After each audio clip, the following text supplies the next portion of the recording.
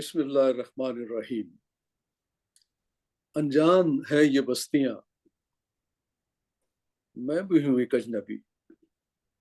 मेरे वतन ने भी मुझे पहचाना नहीं था, जो दर बदर हूं इस तरह। क्या मैंने आखिर कर दिया? घर तो है मेरा वहां, पर ठिकाना नहीं था। नाज़रीन कराम, महाजरत, मुसाफरत, नक्ल मकानी और उर्फ आम में जिसे हम आजकल इमिग्रेशन कहते हैं, ये एक ऐसा इर्तकाई अमल है जो इब्तदाए आफरीनश से जारी सारी। मुझे आदम और हवा को सजा के तौर पे बहिश से इस दोजख, माजरत, स्लिप ऑफ टंग, इस कुर्रा जमीन पे भेजा गया और अरसे और मुद्दतों बाद ये इर्तकाई अमल एक अल्हामी शक्ल इख्तियार कर गया। जितने भी अहले कुतूब हैं, अहले किताब हैं, उन सब का अकीदा और उन सब को यकीन है कि अब्राहम इब्राहिम को अल्हाम हुआ कि वो अपनी एक आम कबीले की खातून, जो उनकी बीवी थी हाजरा, उनको नौजायदा बच्चे इस्माइल के साथ लक़दक सहरा में छोड़ के रोते बिलखते हुए अपनी मिस्र के एक मुक्तदर खानदान की खातून बीवी सारा को लेके कनान आज़म में ना हो जाए। हजरत मोहम्मद रसूल अकरम सल्लल्लाहु अलैहि वसल्लम खातमुन नबीयीन, उन्होंने भी हिजरत की अपने मजमून कमजोर मुसलमानों के गिरोह को कुरैश मक्का के जुल्म सितम से बचाने के लिए यसरब की तरफ, जो उस वक्त यहूदियों की अक्सरियत का शहर था, उन्होंने भी हिजरत की। हम पाकिस्तानी भी अशरों से दुनिया के मुख्तलिफ ममालिक में इसी हिजरत के अमल में अपनी शराकत करते हुए अपनी अपनी मजबूरियों की बस्तियां बसाए बैठे। तो ये अमल सजा का भी है और जजा का भी है।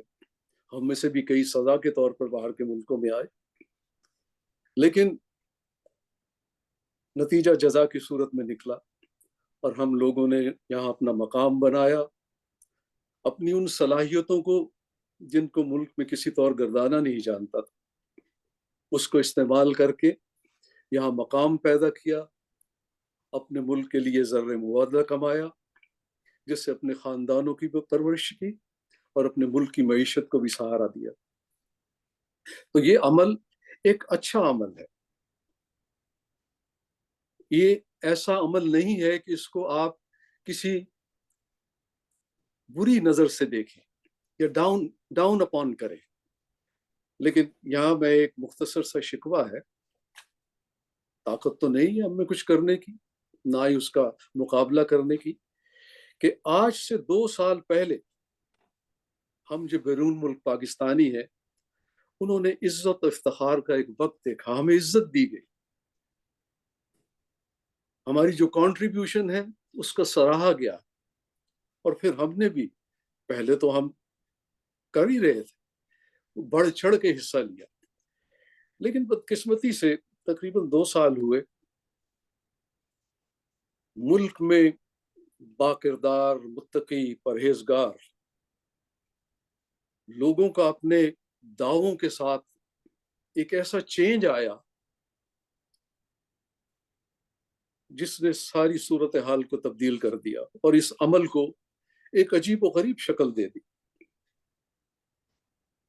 और ऐसी अजीब व गरीब शक्ल कि हमें ना सिर्फ के अच्छे अल्फाज से नहीं पुकारा गया, बल्कि हमें मुल्क में होने वाले हर उस अमल को, जिससे मुल्क में बेहतरी आ सकती थी, जिससे मुल्क के अंदर इनकलाब आ सकता था, उससे रोका गया, हमें वोट के हक से भी महरूम कर दिया गया। और देखिए, जो वादे किए गए वो इस कदर नारे, वो नारे इस कदर खोखले थे, इस कदर झूठे थे कि गुज़श्ता साल के मार्च और अप्रैल में ही 1,27,000 हुनरमंद पढ़े लिखे लोगों ने हिजरत की। क्या हो गया भाई? अगर 4 महीने पहले आप लोग आए हैं तो आखिर 4 महीने बाद कौन सी आफत आ गई कि मुल्क के हुनरमंद और तालीम याफ्ता तबके ने इस मुल्क को छोड़ने का फैसला किया?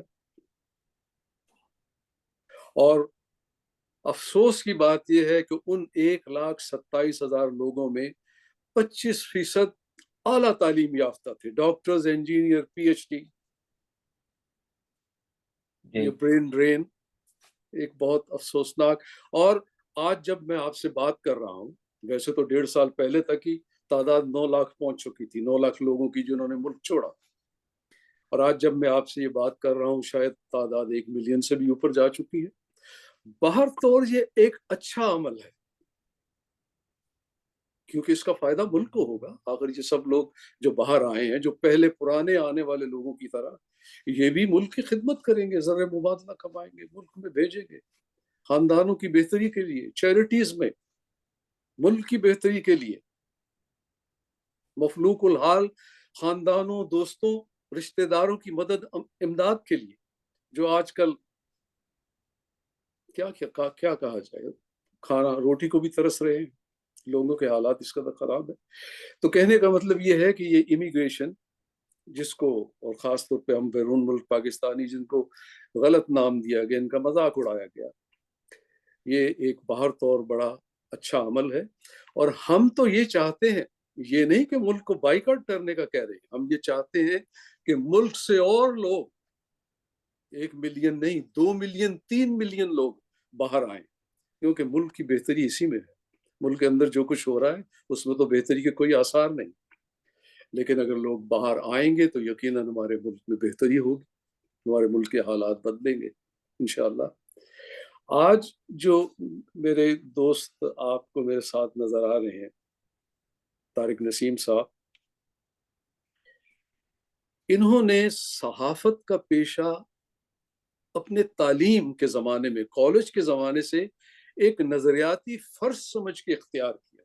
ये उन सहाफ़ियों में से नहीं है, उन एंकर्स में जो आज शोर शराबा है, ये उनमें से नहीं, जिन्होंने अपनी ज़बान बेची, जिन्होंने अपने ज़मीर बेचे, जिन्होंने अपना कलम बेचा। ये आज तक सहाफ़त के अजीम और बावकार पेशे से मुंसलिक हैं, आज़ाद हैसियत में, लेकिन हमेशा इन्होंने सच कहा, सच बताया और सच की नसीहत की।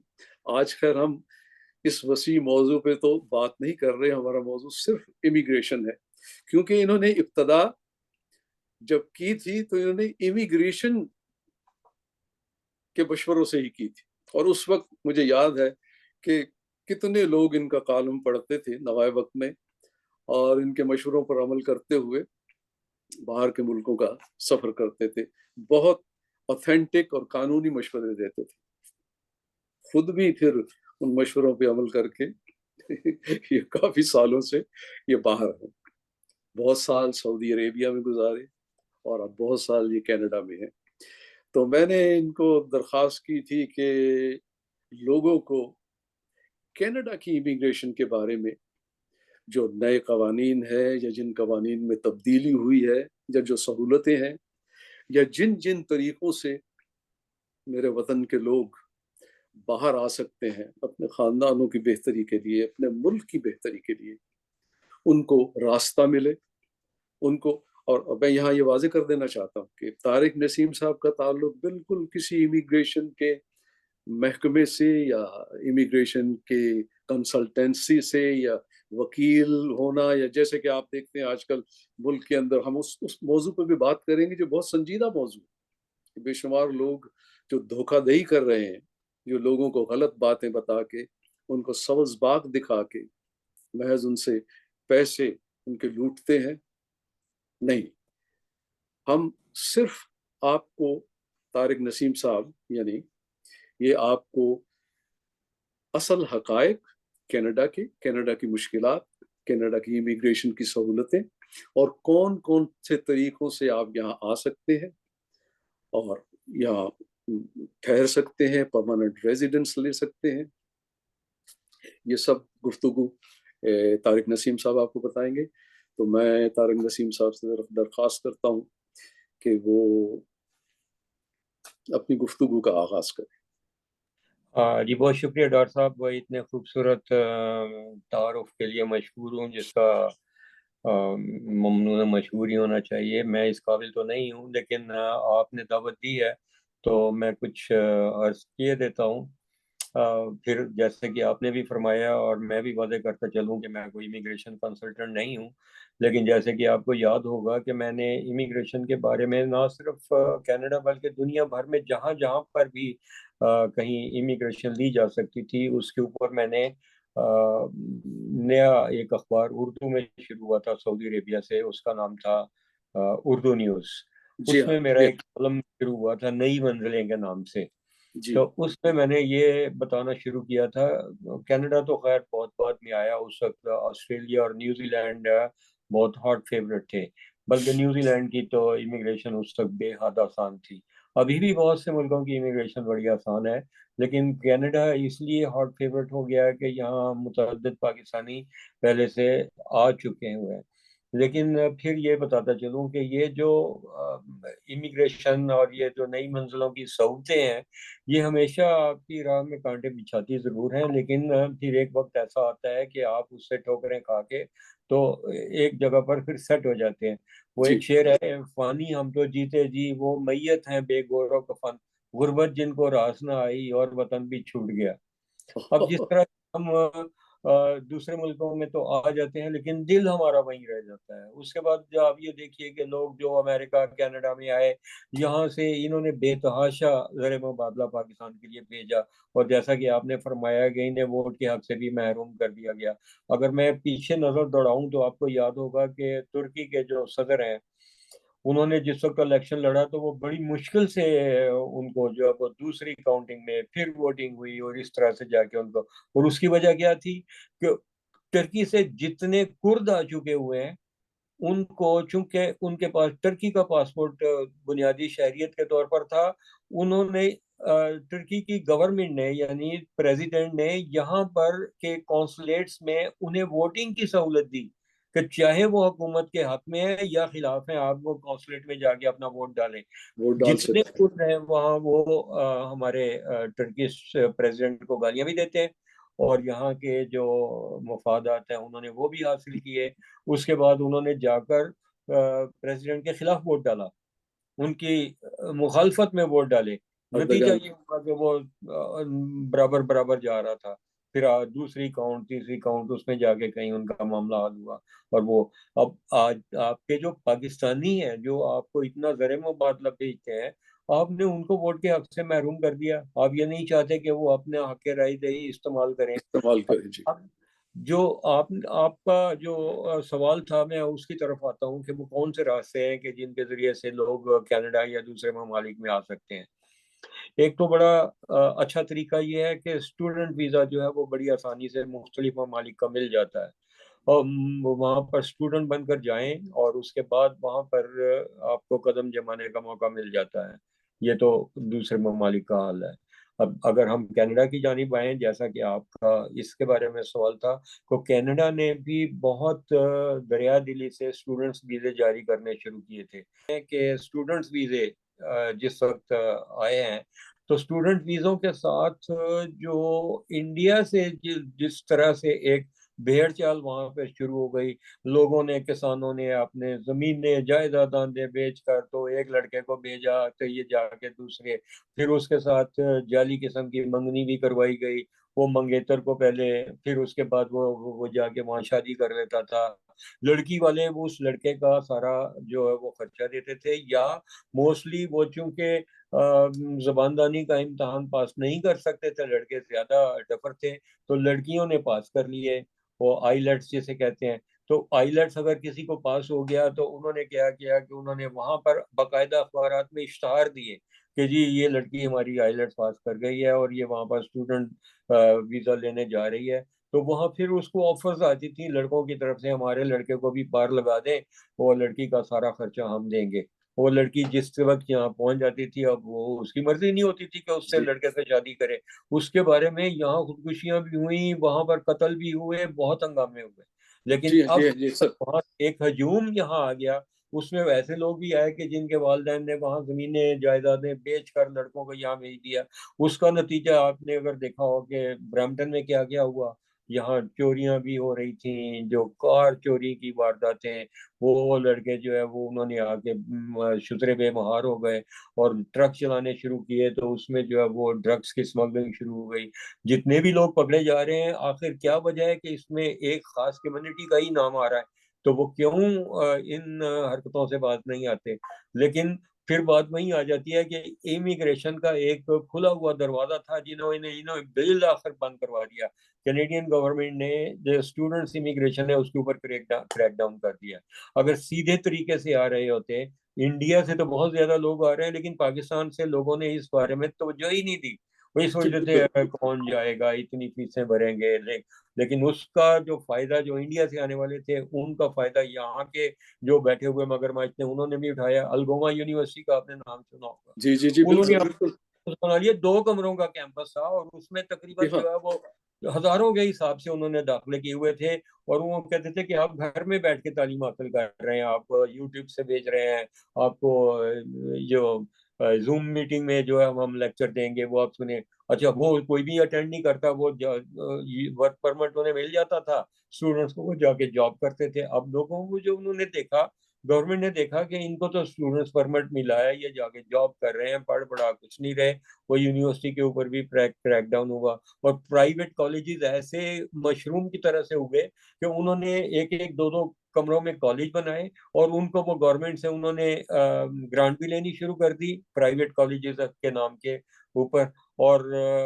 वहाँ पढ़ाई वढ़ाई कुछ भी नहीं होती थी, वो सिर्फ एक पेपर इशू करते थे कि जी इस बच्चे का दाखला इस कॉलेज में हो गया, उसका वीजा लगा गड़म से, वो स्टूडेंट यहाँ पे। तारिक साहब, मैं कथा कलामी कर रहा हूँ। $22 मिलियन सालाना की आमदन है कनाडा को, वो इसलिए ये कि स्टूडेंट स्टूडेंट के चक्कर में, इसीलिए वो इन्होंने भी आंखें बंद की हुई।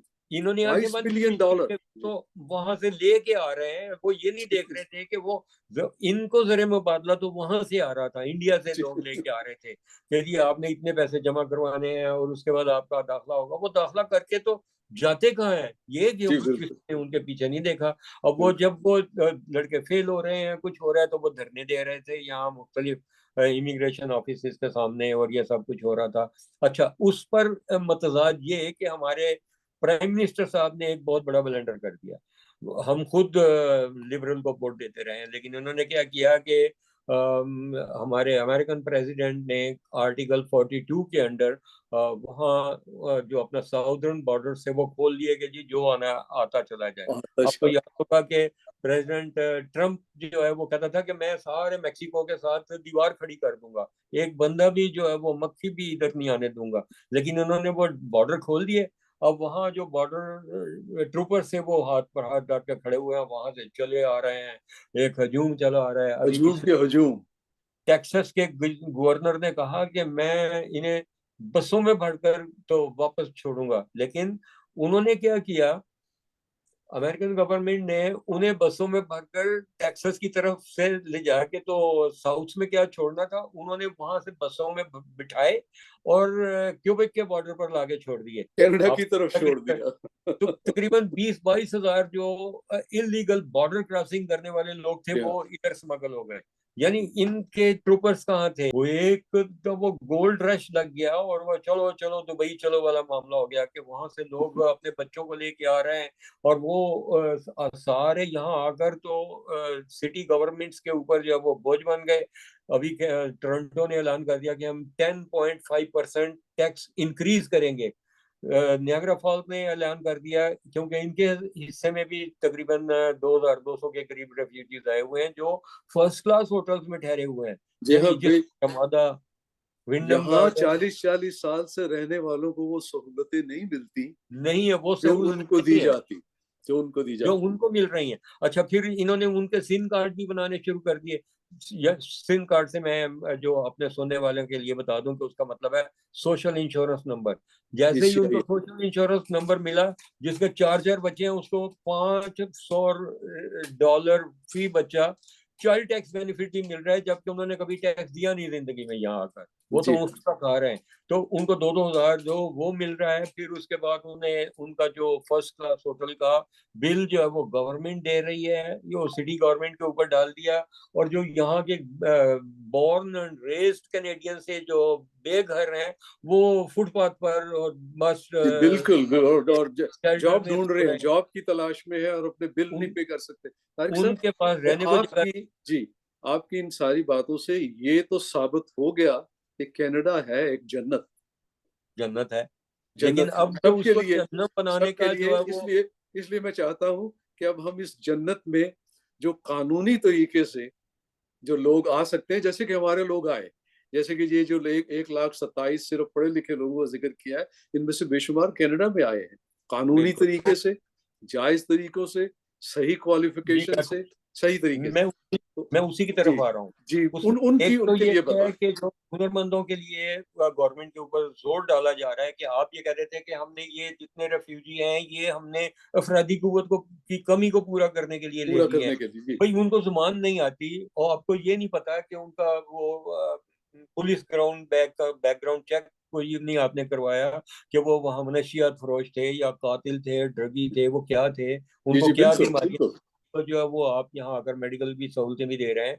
लेकिन अब एक तो ये तरीका था कि हुनरमंद लोग आए, उसके लिए अब गवर्नमेंट को ये सजेशन दी जा रही है। उसमें हमने भी अपने जो नुमाइंदगान हैं पार्लियामेंट में, उनको ये लिखा है, हमारे ऐसे लोग हैं कि जो एंटर करके आ सकते हैं लीगली। अब उनके लिए कोई रास्ते हमवार करें, उनके लिए आसानियां पैदा करें। इस वक्त मिडल ईस्ट में इंडिया, पाकिस्तान, थाईलैंड, बांग्लादेश, श्रीलंका, वहाँ लाखों लोग ऐसे हैं कि जो बेहद हुनरमंद हैं।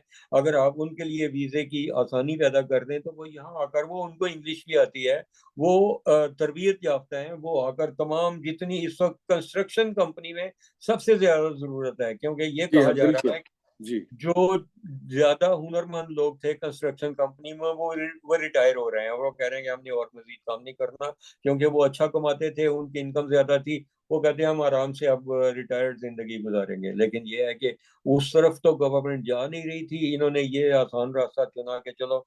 अच्छा, अब वो सारे जितने सियासतदान हैं वो इसलिए चुप हैं, इसके ऊपर इसके खिलाफ बात नहीं कर रहे कि कल को 3 साल के बाद ये शहरी हो जाएंगे यहाँ के और ये हमें वोट देंगे। ये वोट हंड्री पॉलिटिक्स हो रही है। ये एक्सप्रेस एंट्री जो है इसका जरूर जिक्र कीजिएगा, क्योंकि ये आजकल ये मामला जरा हॉट है। जी, इसके ऊपर मैं एक्सप्रेस ये एंट्री। बताता हूँ कि ये एक्सप्रेस एंट्री इस तरह से है कि जो लोग हुनरमंद हैं वो अप्लाई करें। उसके लिए एक वीजा सिस्टम होता है, वो उसमें अप्लाई करते हैं तो लॉटरी सिस्टम जो है वो निकालते हैं। उसमें उसमें से कितने हजार लोग हम उनको प्रेफर करेंगे कि वो आ जाएं। वो लॉटरी सिस्टम भी अजीब है। भाई, आप लॉटरी सिस्टम की बजाय आप ये कोशिश करेंगे जितने उसमें ज्यादा हुनरमंद हैं आप सबको ले लें। एक तो वो एक्सप्रेस सिस्टम है। दूसरा सिस्टम ये है कि एक शख्स है, वो ये कहता है, जो वो बहुत आसान रास्ता है, मैं आपको वो बता रहा हूँ। वो है कि एग्रीकल्चरल बेस पर यहाँ आ जाए। जिन लोगों की पाकिस्तान में ज़मीनें हैं और वो ये प्रूव कर सकते हैं कि हमारे पास ज़राअत का और खेती बाड़ी का तजर्बा है, हम तजर्बा है। में आके तो अपना ये ज़राअत के ऊपर काम कर सकते हैं। वो बेहद आसान है, सबसे ज्यादा आसान इस वक्त वो है। तो वो तफसील से बताइए, जरा तफसील से। उसमें ये है कि जो लोग इतना वहां पर जिनके पास मुरब्बे हैं, या कम से कम वो कोई और भी कम मुरब्बे से भी कम मुरब्बे से कम करते हैं, उनकी अपनी अच्छा जमीन होनी चाहिए। जिसका मतलब ये है कि उनके पास फाइनेंशियल बैकअप है और उनकी अपनी जमीन थी। मैं आपको एक मिसाल देता हूँ कि मेरे पास यहाँ पर जो स्टोर्स हुआ करते थे, तो उसमें एक लड़का जो है वो मेरे पास काम करता था, वो बांग्लादेश से था। वो मुझे कहता है कि हम अपने भाई को लाना चाहता है, कैसे लाए? मैंने कहा कि वो ऐसे करते हैं कि वो अगर उसका कोई ज़राअत वगैरह का काम है, वो जानता है, तो वो आ जाए। अच्छा, अब वो जैसे भी जानता था या नहीं जानता था, बोला जाने। लेकिन यहाँ पर नियाग्रा फॉल में बड़ी जमीनें उस वक्त फारक पड़ी हुई होती थी और सीनियर्स यहाँ बेतहाशा हैं। जो लोग रिटायर हो गए हुए हैं। मैंने एक बड़े मियाँ से बात की, मैंने कहा ये तुम्हारी जो जमीन है खाली पड़ी हुई है, ये तुम दे दो किसी को, कोई ज़राअत करेगा, और अभी तो तुम इसके ऊपर ट्रैक्टर चलवा कर तो वो सारा गंद ही साफ करवा दियो, तो किसी को दे दो, कोई काम करेगा इसके ऊपर तो तुम्हें 4 पैसे भी देगा। Good idea. अच्छा, अब उसके भाई को बुलवाया, उसको वो जमीन जो है वो लीज पर दिलवाई, वो वहाँ खेती बाड़ी करने लगा, उसको वीजा मिल गया। भी अगर कोई शख्स अपने आप को एग्रीकल्चरल के तौर पर वो जी हाँ, साबित इस वक्त करता भी जरूरत है जी, बिल्कुल है, बिल्कुल। इसमें यहाँ बहुत जरूरत है। आप देखें वस्ती कनाडा में बेतहाशा जमीनें हैं जी और जी वो बिल्कुल, खाली पड़ी हुई हैं, उनके खाली ऊपर पड़ी ज़राअत नहीं खाली हो रही। जी। वो कहते हैं कि देखें वो सस्कैचुआन से और वो वेस्टर्न जो जो मिडल में हमारे हैं, वहां से गंदम पैदा होती थी, वो कम हो गई, वो लोग वहां से सर्दी की वजह से भाग गए। तो वो कहते हैं जी हम नहीं कर रहे, हम बूढ़े हो रहे हैं। अब वो जमीनें कहते हैं, कोई कहता है कि वो ले लो हमसे, लीज पर ले लो, तुम कर लो। तो जी हाँ अब आप बिल्कुल। अंदाजा करें कि गंदम इंपोर्ट करनी पड़ रही है, जबकि कनाडा एक्सपोर्ट कर रहा था। जी जी, तो इन कनाडा चीजों मदद का मदद भी जरा, करता था, मदद भी एक करता तो ये है तरीका है जो बहुत आसान है, और दूसरा तरीका ये है कि जो हमारे वो एलीट क्लास ने अपनाया, वो आसान तरीन तरीका था कि आप गवर्नमेंट बॉन्ड्स में $5 लाख जो है वो इन्वेस्ट कर दें, आप यहाँ आ जाएं, आपको वो मिल जाएगा, रेजिडेंस परमिट मिल जाएगा, और तीन बिजनेस साल बिजनेस तक। वीजा इसे कहते हैं, बिजनेस नहीं वीजा। नहीं, वो बिजनेस वीजा नहीं है, वो जी, इन्वेस्टमेंट कैटेगरी है। अच्छा अच्छा जी। वो इन्वेस्टमेंट कैटेगरी में जिसके पास तकरीबन $5 लाख है, इससे ज्यादा है, $1 मिलियन है, और बहुत है लोगों के पास। आप कैसे कह सकते हैं कि 294 रिटायर्ड जर्नैलों ने आकर यहाँ प्रॉपर्टीज ली हैं और जी वो इसी तरह लिए, सारे आके इसी तरह सेटल हो लिए, गए? वो वो इसी वो तरह लिए। वो एक अलग मौजू है कि उनके पास इतने पैसे कहाँ से आए, वो एक अलग बहस है, मैं उसमें नहीं जाना चाहता। लेकिन वो दूसरा आसान तरीका ये है कि वो ये कहें कि जी हमारे पास इतना पैसा है, शो करो, आप यहाँ के आके गवर्नमेंट बॉन्ड्स में उसको इन्वेस्ट कर दो, 3 साल 5 साल की मुद्दत के लिए, उसके ऊपर आपको वो मुनाफा भी देंगे, लेकिन उसके बाद आप अपने पैसे खर्च करके यहाँ रहने का बंदोबस्त करें, घर किराए पर लें या खरीद लें, प्रॉपर्टी खरीद लें, तो वो गवर्नमेंट को एक सहारा मिल जाता है, उनके पास वो पैसे आ जाते हैं। जी हाँ तो जी। उस सूरत में भी आपको जो है वो कैनेडियन सिटीजनशिप मिल जाती है। और तीसरा जो उसके बाद जो है वो जरा रास्ता वो ये है कि आप बिजनेस कैटेगरी में आए। जिन लोगों के पाकिस्तान में बिजनेसेस हैं, उनके पास स्टोर्स हैं या वो होटल मोटल चलाते हैं, वो उसका पोर्टफोलियो बनाकर किसी अच्छे चार्टर्ड अकाउंटेंट से वो लेकर अप्लाई करें कैनेडियन हाई कमीशन में, कि हम कनाडा जाकर, और वो अपना एक वो बताएं कि हमारा ये बिजनेस प्लान है, वो बिजनेस प्लान वो वेल रिटन होना चाहिए, जी हाँ वो जी। Business plan feasibility. किसी जो फिजिबिलिटी स्टडी वो यहाँ। अच्छा, उसके लिए भी मैं एक और तरीका बताता हूँ कि जो उसको ज्यादा अट्रैक्टिव उनकी एप्लीकेशन को बनाएगा, कि यहाँ पर बिजनेस काउंसिल्स हैं कनाडा में, और वो यहाँ आने वाले की हौसला अफजाई करते हैं कि आप आकर फिजिबिलिटी स्टडी कर लें। अच्छा, उस बिजनेस काउंसिल्स की मीटिंग्स होती हैं, टोरंटो में आप बुक कर लें, या आप उधर किसी दूसरे बड़े शहर में, अम, आपके पास ऑटवा में भी होती हैं, मॉन्ट्रियल में भी होती हैं। जी हाँ जी हाँ जी बल्कि हाँ। मॉन्ट्रियल का वीज़ा तो ज़्यादा आसान है उसके लिए, लेकिन फ्रेंच की जो है वो प्रॉब्लम आती है, वहाँ उनकी ऑफिशियल फ्रेंच लैंग्वेज, लैंग्वेज के लिए जरूरी है जी। इसलिए लोग कोशिश करते हैं कि हम ओंटारियो में आ जाएं। अच्छा, जी वहाँ की बिजनेस काउंसिल्स के मीटिंग को बुक कर लें आप, कि मैंने ये बिजनेस काउंसिल की ये जो मीटिंग है इसको अटेंड करने के लिए और मैं सिर्फ मेरा प्लान है कि मैं आकर जो लुक अराउंड करूं, कि मैं यहाँ देखूं कि हालात कैसे हैं, और बिजनेस से में जाके तो मैं वहां से इन मालूमात लेना चाहता हूँ, तो आपको विजिट वीजा दे देते हैं वो विजिट वीजा एक एक महीने का, 3 महीने का। आप आकर, और बहुत से लोग आए और उन्होंने वो उसे अटेंड ही नहीं किया और बाद में चले गए वीजे के लिए कोशिश करने, नहीं मिला। वो कहते हैं आप उसमें गए थे जहां आपके लिए आपने सहूलत पैदा की थी? नहीं, हम उसमें नहीं जा सके, वो मीटिंग नहीं हुई थी। आप किसी दूसरे शहर में जाते? नहीं। उसको लाजमी अटेंड करें, उसके सारे नोट्स आप बनाएं, उसके बाद आप उसकी वीडियो भी बना लें, फोटोज भी अपने वहां पर लें, और उसके बाद ताकि आप साबित तो कर सकें कि आप सीरियस हैं बिजनेस हाँ। करने में, बिजनेस तारिक के। साहब, तारिक साहब, ये जो बिजनेस काउंसिल है, इनसे राब्ता आप शहरों की जो चैम्बर ऑफ कॉमर्स है उसके जरिए करेंगे या? उसके जरिए से भी है, उसके जरिए से भी है। जी वो बहुत आसान है यहाँ पर, क्योंकि वो तो हौसला अफजाई करती है, हर सिटी को हौसला अफजाई करती है कि आप हमारे पास आए, हम आपको बिजनेस करवाएंगे, फैसिलिटीज देंगे और साथ में कंसल्टेंसी भी देंगे। वो तो वेलकम करते हैं आने वालों को। ये जो तीसरा रास्ता, मैंने पहले तो मैंने आपको बताया ज़राअत का, दूसरा मैंने आपको बताया कि डायरेक्ट गवर्नमेंट के जो बॉन्ड्स हैं उनमें इन्वेस्टमेंट। और थोड़ा सा ये मुश्किल है कि आप सरमाया लेके आना है और उसमें तकरीबन $3 लाख आपको शो करना होता है कि हमारे पास बैकअप है। वो आपने देना नहीं है गवर्नमेंट को। वो जो मैंने वो आपके पहले अकाउंट में रहेगा, इन्वेस्टमेंट वो वाली आपके बताई है, अकाउंट में उसमें रहेगा। 5 लाख से ज्यादा आपने गवर्नमेंट के पास बॉन्ड्स दिखवा देने। जी लेकिन ये $3 लाख के करीब Canadian dollar, not US dollar, जी जी, कैनेडियन। कैनेडियन डॉलर आपने दिखाना है कि हमारे पास इतना मौजूद है जो हम इसको लेकर आ सकते हैं। और वो जी नहीं कहते कि आप फौरन ले आए। अब यहाँ आके अब बैठे। अब वो $3 लाख वाली तो बात नहीं रही। एक और मैं आपको मिसाल दे देता हूँ कि हमारे पास जितने स्टोर थे उनमें से एक बहुत छोटा सा स्टोर था जो हम छोड़ना चाहते थे। तो एक डॉक्टर साहब वहां से आए थे, वो भी बिजनेस वीजे पर, वो और उनकी बेगम आए थे। तो जी उन्होंने कहा कि हम इस तरह से आए हुए हैं। हमने कहा ये स्टोर ले लो, ये चला लो। तो उन्होंने कहा कि ये कितने में बेच देंगे आप? मैंने कहा बेच क्या देना है यार, वो तुम जो इसके अंदर जो फिक्सिंग फर्नीचर वगैरह लगा हुआ है वो उसके दे दो। उन्होंने $500 मुझे देकर तो वो स्टोर खरीद लिया। अब उसके बाद उन्होंने गवर्नमेंट को दिखा दिया कि मैं तो बिजनेस कर रहा हूँ। उन्होंने उस स्टोर के लिए लाइसेंस बनवाया सिटी ऑफ नियाग्रा फॉल से, उसके अंदर सामान डाला। तो वो एक कन्वीनियंस और तैयार जो होगी। स्टोर चलाने लगे। उन्होंने 1 साल तक अच्छा बुरा जैसे भी चलाया उन्होंने चलाया। और उसके बाद उनको वो अप्रूव हो गया, उनको वीजा मिल गया।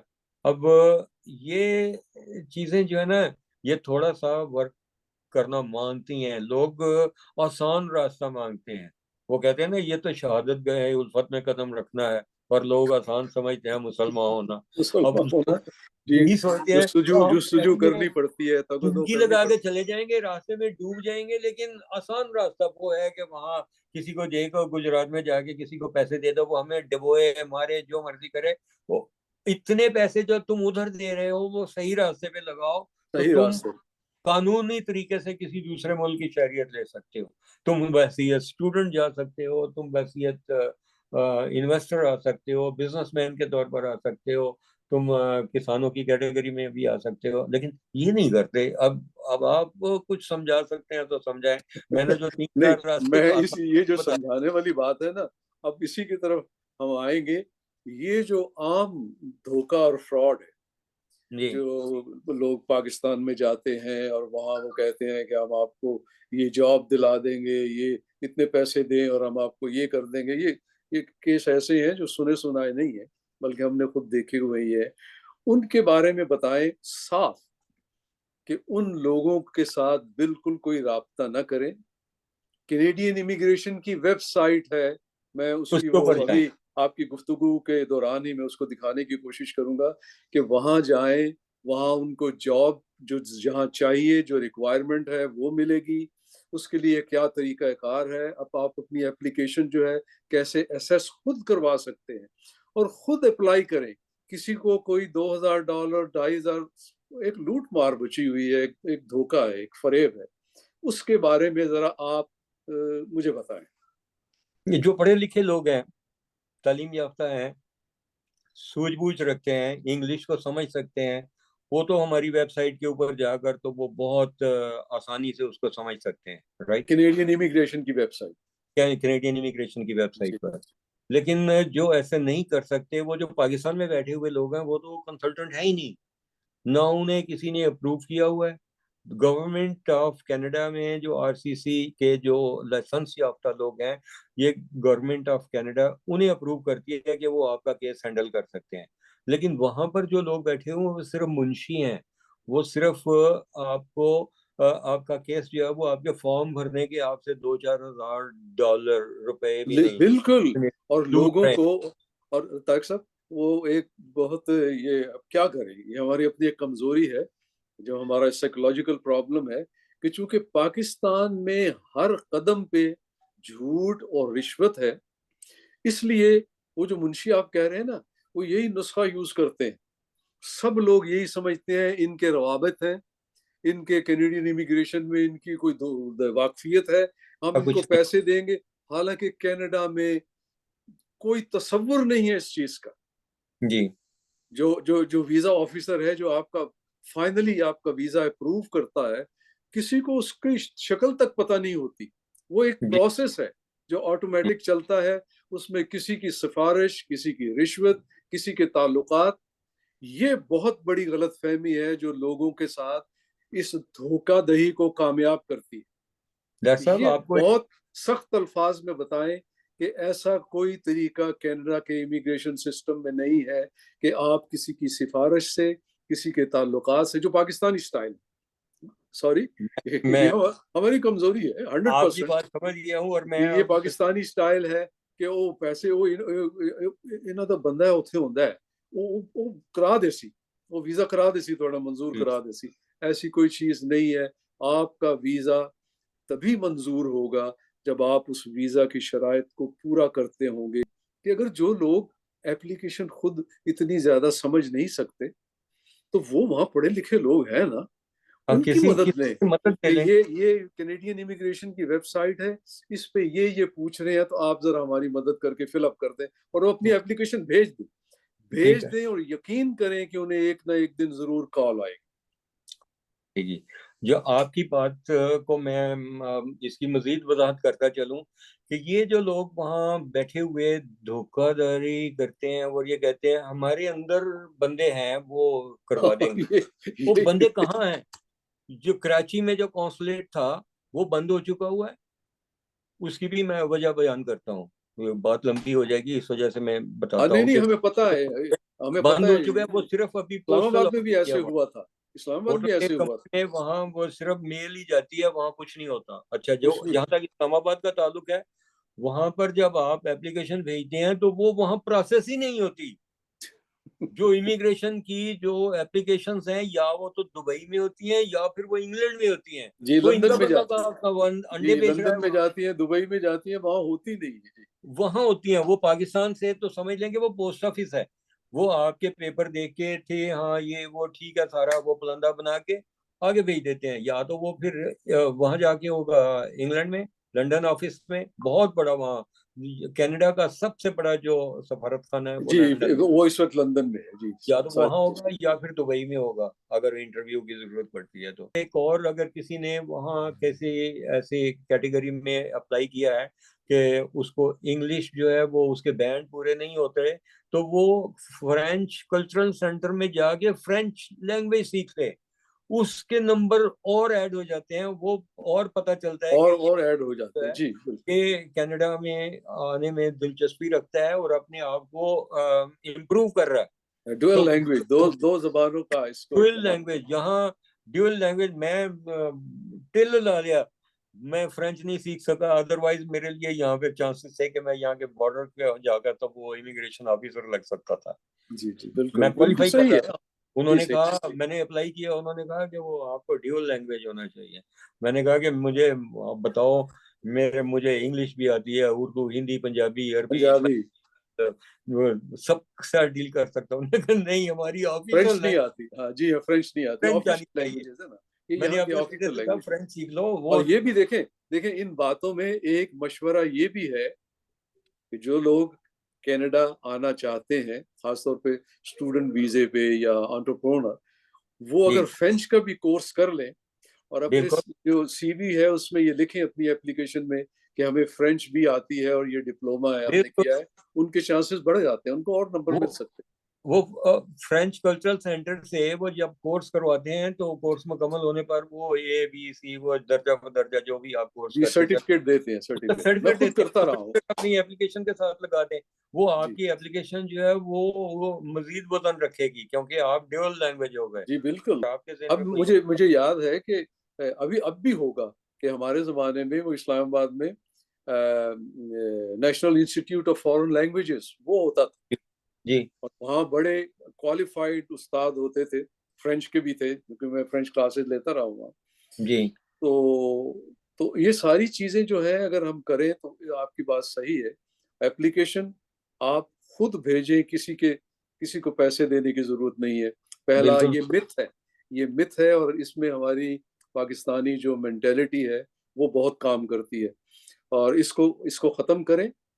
एप्लीकेशन खुद आप भेजें, खुद असेसमेंट के लिए। मैंने वो कुछ सिर्फ, वैसे तो आप कैनेडियन इमिग्रेशन की वेबसाइट पे जब जाएंगे जी canada.ca, तो आप आगे से सारी मंजिलें, सारे रास्ते आपको नजर आएंगे।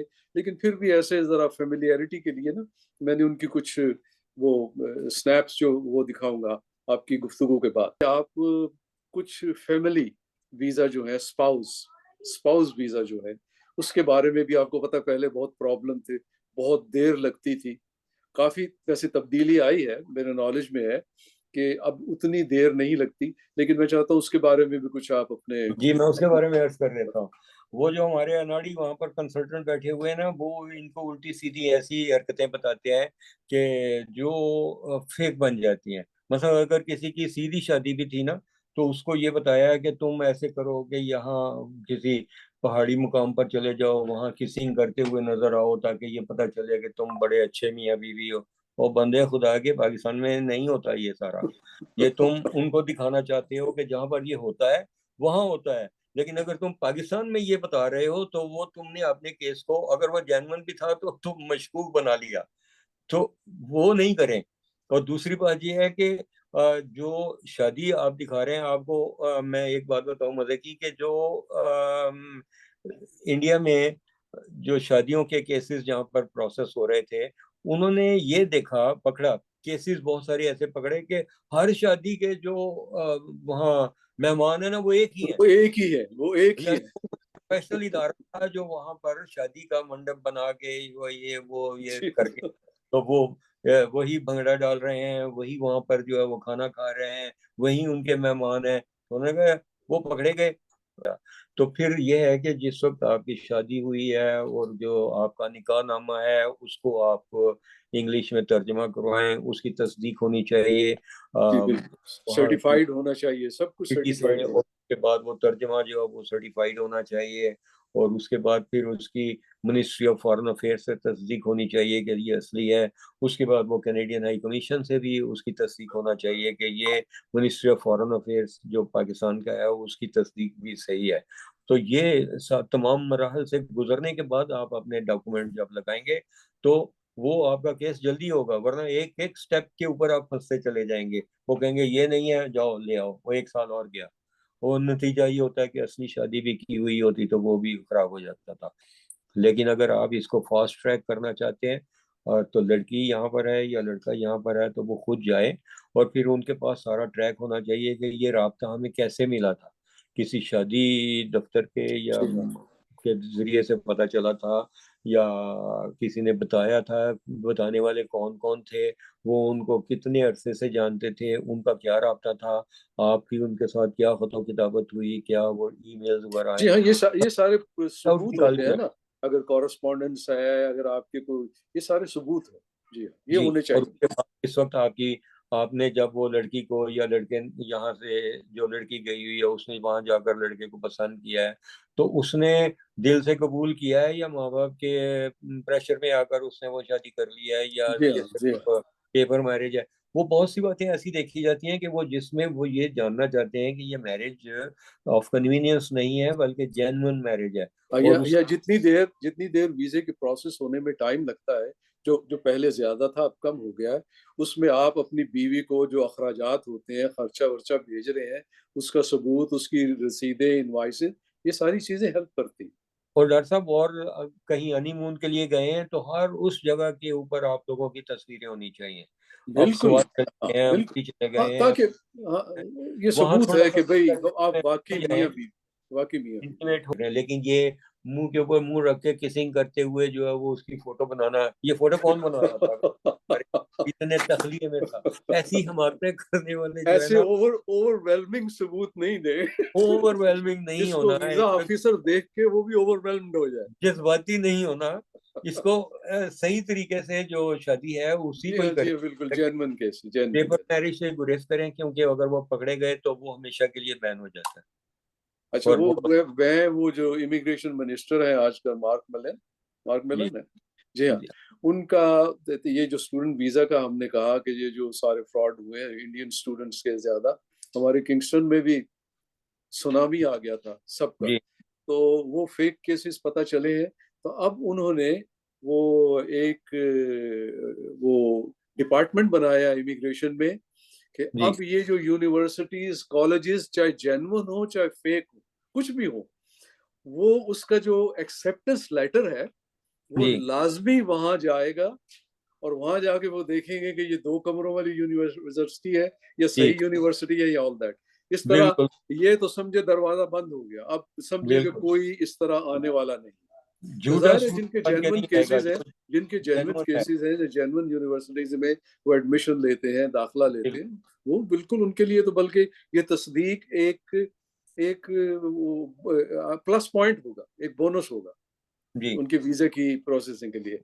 अच्छा, तो अब कुछ अब रह गई फैमिली। आपकी बात जो हुनरमंद वर्कर्स के लिए, जी राइट। जी वो जो गवर्नमेंट से यहाँ एक क्लियरेंस लेनी होती है, अगर किसी का कोई वो रेस्टोरेंट खुल रहा है तो वो यहाँ पहले इश्तहार देता है कि मुझे अपने तंदूरची चाहिए। कोई हलाल मीट की दुकान खोल रहा है, वो इश्तहार देता है कि मुझे कसाब चाहिए। जी, और बुचर वो चाहिए। फिर अच्छा, वो फिर ये कि इश्तहार ही नहीं देता, बल्कि वो यहाँ पर जो डिपार्टमेंट्स हैं गवर्नमेंट के, उनके अंदर अपना वो दर्ज करवाता है, वो भी इश्तहार देते हैं। फिर वो भी आगे जो सहूलत देने वाले डिपार्टमेंट्स हैं उनको भेजते हैं। वो फिर अपने पास बंदे भेजते हैं कि जी ये देखें जी, ये कसाब है, ये इसको आता है। कितने साल वो उसको इंटरव्यू करे, फेल कर दे, जो भी हो। और उसके बाद जो है ना, उसका एक प्रोसीजर है, वो अपने पास रिकॉर्ड रखता है, वो बुलाने वाला जो है। उसके बाद फिर वो LMI उसको मिलता है मिनिस्ट्री से कि इसको वाकई ज़रूरत है, और लेबर मार्केट ओपिनियन जो इसको क्लियर कर रही है। अवेलेबल नहीं है, अवेलेबल नहीं है। अवेलेबल नहीं, मैं इसने जी, कोशिश की है लेकिन नहीं मिला। तो उसके ऊपर जो है वो किसी हुनरमंद को बुलवा लेता है यहाँ। बुलवा सकते हैं, जी हाँ। यहाँ और पर ये भी फ्रॉड चला कि वो लोग 8-8 10-10 हजार दे के तो LMI उसको बेच रहे हैं। लेकिन वो बंदा सोचे कि मैं $10,000 दे के तो इस किस्म का झूठा ले रहा हूँ, और कल को यहाँ आके पकड़ा गया तो डिपोर्ट हो जाएगा वो, जी, उसको तो। बिल्कुल बिल्कुल बिल्कुल। हाँ, याद रखें कि जो भी गलत काम है वो गलत ही है, वो कहीं ना कहीं जो है ना वो आपको फंसवाएगा, या आप उसको जो है वो बाद में नदामत महसूस करेंगे कि मुझे ये नहीं करना चाहिए था। लेकिन ये इस तरह, ये मैं आपको बता रहा हूँ कि हुनरमंदी के काम में ये एक यूं समझ लें कि अकबी रास्ता है, चोर रास्ता मैं नहीं कह रहा। क्योंकि इस तरह से हुआ है, यहाँ के किसी ने हलाल रेस्टोरेंट का बनाया, उसको तंदूरची नहीं मिलते, बहुत कमी है। और जो उसको शेफ नहीं मिलते, वो फौरन आ जाते हैं। फिर उनको इस तरह से वो जब वो लेबर सर्टिफिकेशन ले लेते हैं तो उसके ऊपर उनको वो मिल जाता है, तो वो आ जाते हैं। फिर ये तरीका एक मुनासिब है कि अगर आपके कोई साहब इस किस्म के बिजनेस में है, तो आप ऐसे वीज़े के ऊपर आना चाहते हैं, तो वो आपको बड़ी जल्दी मिल जाएगा, उसका वर्क परमिट। वर्क परमिट के ऊपर आकर आपको अ, वो मिल जाता है, स्टे मिल जाता है, और आप बाद में शहरी हो जाते हैं। ये एक। ये तारिक साहब, ये वो कुछ तस्वीरें थी जो हमने अपने प्रोग्राम की इब्तदा में जिक्र किया ना, जी पाकिस्तान से वो जो 2 महीने में लोग आए, ये सब ये उनकी तस्वीरें हैं। ये जी जी आम मैन पावर जो है, ये वो है। ये ज्यादातर ये लोग तो मिडल ईस्ट में जाते हैं जी माशाल्लाह, और वहाँ इनकी बहुत ज़रूरत है कंस्ट्रक्शन बिजनेस में। जी और ये वो लोग हैं जो जिनको हम ब्रेन ड्रेन कहते हैं, पढ़े लिखे लोग सारे, जिनको पाकिस्तान में होना चाहिए था लेकिन। जो मिडल ईस्ट में पाकिस्तानी हैं, जो ट्रक ड्राइवर हैं, उनकी यहाँ पर बड़ी ज़रूरत है, क्योंकि वहां पर भी लेफ्ट हैंड ड्राइव है और यहाँ पर भी वही है। लेकिन जो अगर पाकिस्तान में कोई राइट हैंड ड्राइविंग वाला जो ट्रक ड्राइवर चला रहा है वहां पर, तो उसका बड़ा मुश्किल है कि वो टेस्ट पास नहीं कर पाएगा। जी लेकिन वो जी जिसके पास वहां पर तजुर्बा है सऊदी अरेबिया में ट्रैक्टर ट्रेलर वगैरह चलाने का, उसके लिए बड़ा आसान रास्ता है कि वो अप्लाई करे कि इस शोबे में तो बड़ी ज़रूरत है ड्राइवर्स की। वो पिट पे मार गए ने थे जड़े ट्रक ड्राइविंग कंपनियां ने, वो जी, रो बिल्कुल। रहे हमें ट्रक ड्राइवर्स की जरूरत है, हायरिंग हायरिंग हायरिंग। सिर्फ फेमिलियरिटी के लिए ना, कि ताकि लोगों को जो हो जाए कि जब वो कैनेडियन इमिग्रेशन की वेबसाइट पे जाएंगे तो वहाँ उनको कौन कौन से पेज मिलेंगे, तो ये आप इसके बारे में अगर मुनासिब समझें तो तो बताते जाएं, जैसे कि ये जब आप canada.ca पे जाएंगे तो आपको ये मिलेगी। इसके ऊपर जी आप देखें, ये मैंने खैर पूरा तो नहीं दिखा सकता, लेकिन इसमें हर तक देखिए जॉब्स, इमिग्रेशन एंड सिटीजनशिप, यहाँ पे आप क्लिक करेंगे आपको सारी इंफॉर्मेशन मिलना शुरू हो जाएगी, किधर अप्लाई करना है, क्या करना है। ठीक है। ठीक है जी। जी जी फिर ये देखिए, ये इमिग्रेशन एंड सिटीजनशिप भी उससे अगला है। ये देखिए जी इसमें सारे आपको हत्ता के मुल्कों के नाम भी दिए हुए कि कौन से मुल्क वो हैं। अब ये देखिए, ये प्रोटेक्ट योरसेल्फ फ्रॉम फ्रॉड, ये राइट। Immigration program. आप खुद इमिग्रेशन प्रोग्राम्स देखें कि आखिर कनाडा को देखिए चाहिए क्या। जब कनाडा को एक प्रोफेशन, एक पेशा चाहिए नहीं, और अगर कोई आपको को मुंशी कहता है कि आप $3,000 $2,000 दें तो हम आपको इसमें, तो वो झूठ बोल रहा है। यहाँ से आपको वो इंफॉर्मेशन मिल जाएगी। अब ये देखिए, इसमें रिफ्यूजीज का बेशुमार धोखे जो होते हैं कि हम आपको रिफ्यूजी स्टेटस ले देंगे, ठीक है ना। जी बेशुमार, कुछ नहीं चाहिए, कोई क्वालिफिकेशन कुछ नहीं, बस हम आपको रिफ्यूजी बना के वहां ले। ये उसके लिए आपको, क्या आप वाकई रिफ्यूजी बनने के अहल हैं? क्या आपकी एप्लीकेशन जो रिफ्यूजी बनने की है मानी जाएगी कि या नहीं, इसमें सारी आपको तफसील मिल जाएगी और आप धोखाधड़ी का शिकार होने से बच जाएगी। ठीक है जी। वक्ती तौर इस पर तो तरह, वो कबूल कर लेते हैं कि ठीक है आप आ गए जी हैं, अब आप करें यहाँ पर। जी जी लेकिन बिल्कुल। बाद में जब इमिग्रेशन की जो वो कोर्ट है उसमें जाते हैं तो अगर आप प्रूव हाँ, नहीं कर सकते तो जब चाहे आपके आप एप्लीकेशन में, जी बिल्कुल, आपके एप्लीकेशन में वापस चले वो जाएंगे। वजूहात ही नहीं है कि आप रिफ्यूजी अपने आप को साबित कर सके, तो क्या फायदा, आपको वापस जाना पड़ेगा, परेशानी होगी, पैसे जाया जाएंगे, फैमिली। जी तो ये है। तो चले फिर तारिक साहब।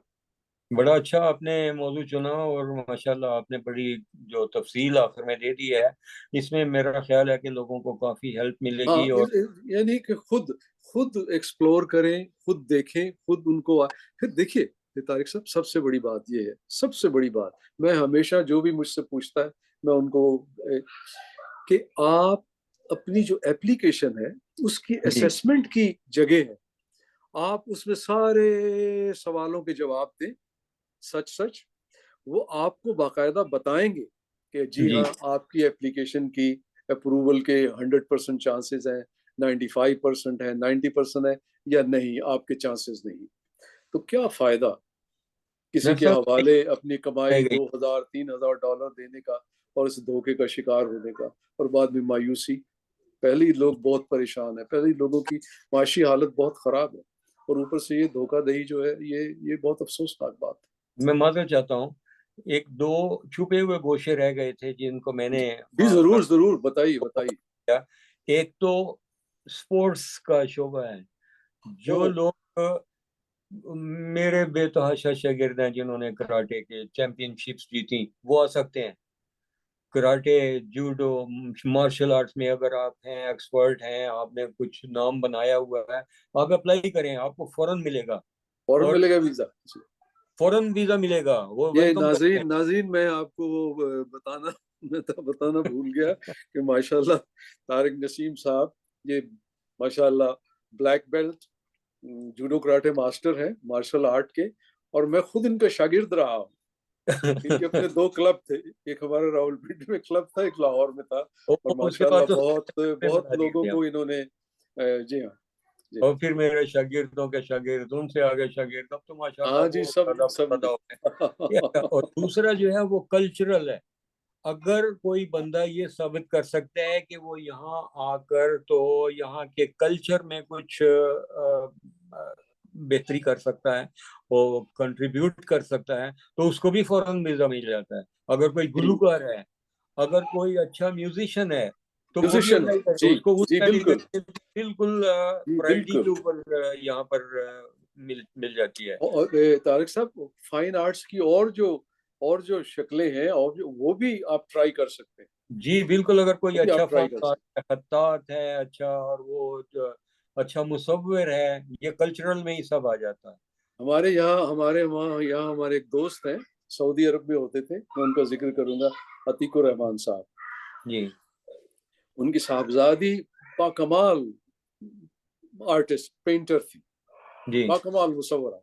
जी जी वो हमारे वहाँ जो अमेरिकी अदारा था जिसमें मैं काम करता रहा हूँ, दारान एकेडमी, उसमें वो टीचर थी, आर्ट आर्ट की, वो टीचर थी।